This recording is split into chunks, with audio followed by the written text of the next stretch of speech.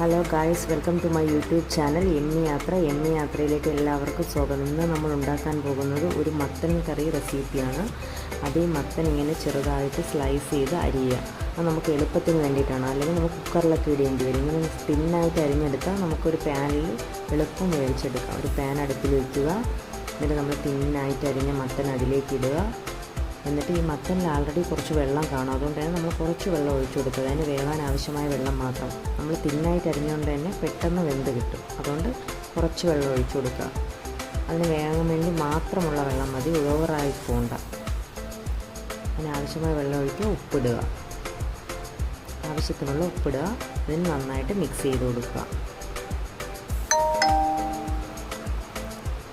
നന്നായിട്ട് മിക്സ് ചെയ്തതിന് ശേഷം നമ്മളൊരു ലിഡ് വെച്ചിട്ട് അതിനെ അടച്ച് വയ്ക്കുക. ഈ സമയം നമുക്കിതിന് വേണ്ടിയിട്ടുള്ള അരപ്പ് തയ്യാറാക്കാം. അതിന് വേണ്ടിയിട്ട് നമുക്ക് തേങ്ങ ചിരകിയത്, വെളുത്തുള്ളി 2-3 അല്ലി, ജീരകം, മഞ്ഞൾപ്പൊടി, ഞാനിവിടെ കാന്താരി മുളകാണ് എടുത്തിട്ടുള്ളത്. അത് എടുത്തിട്ട് നമുക്കൊരു അരപ്പ് അരയ്ക്കാൻ വേണ്ടി പോവാം. ആ സമയത്ത് ഇടയ്ക്ക് വന്ന് ജസ്റ്റ് നമ്മളിതൊന്ന് ഇളക്കിയിട്ട് ഇത് വെന്തോ എന്ന് ജസ്റ്റ് ഒന്ന് തടി കൊണ്ടിങ്ങനെ നോക്കുമ്പോൾ ഇത് തിന്നായിട്ട് അരിഞ്ഞതുകൊണ്ട് തന്നെ പെട്ടെന്ന് തന്നെ വെന്ത് കാണും.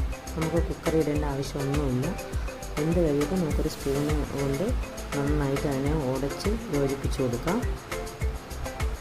നന്നായിട്ട് കുറച്ച് വെള്ളമൊക്കെ വറ്റുന്നവരെ നമ്മളൊന്ന് കുറച്ചൊന്ന് വെയിറ്റ് ചെയ്തതിന് ശേഷം നന്നായിട്ട് അതിനെ ഉടച്ച് യോജിപ്പിച്ച് കൊടുത്തതിന് ശേഷം നമുക്ക് അതിലേക്ക് നമ്മൾ അരച്ച് വെച്ച് അരപ്പിടാം.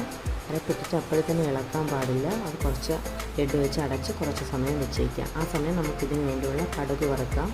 അപ്പുറത്ത് ഒരു അടുപ്പിൽ നമ്മൾ പാൻ വെച്ചു, അതിൽ എണ്ണ ഒഴിച്ചു. അപ്പോൾ എണ്ണ ചൂടാകാൻ വേണ്ടി നമ്മൾ വെയിറ്റ് ചെയ്യുക. എണ്ണ ചൂടായി കഴിയുമ്പോഴേക്കും ആ പാത്രത്തിനകത്ത് വെള്ളം ഉണ്ടായിരുന്നാലും പൊട്ടിത്തെറിച്ച് അത് സൂക്ഷിക്കുക. എന്നിട്ട് കടുകിടുക. അതിന് ശേഷം നമുക്ക് അത് സ്ലൈസ് ചെയ്ത് വെച്ചിരുന്ന ചെറിയ ഉള്ളി ഇടാം. വറ്റൽമുളക് ഉണ്ടെങ്കിൽ അതും ഇടാം. അതൊക്കെ ഓരോരുത്തരുടെ ഇഷ്ടം. എന്നിട്ട് അതിൽ കറിവേപ്പില ഇടുക, നന്നായിട്ട് മിക്സ് ചെയ്യുക.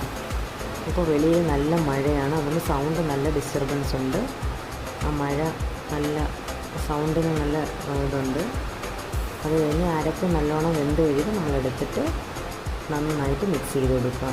നന്നായിട്ട് അരപ്പ് ഈ മത്തനോട് മിക്സ് ചെയ്ത് കഴിയുക.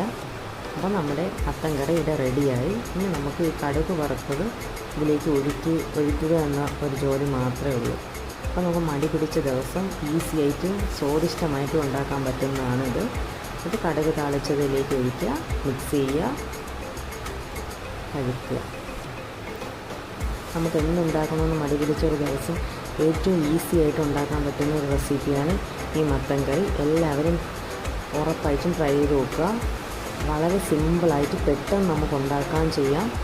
നമ്മളെ ജോലി സിമ്പിളായിട്ട് പെട്ടെന്ന് തീരുകയും ചെയ്യും. അപ്പോൾ എല്ലാവരും ഉണ്ടാക്കുമെന്ന് പ്രതീക്ഷിക്കുന്നു. Thanks for watching. Please like and subscribe my channel. Support me.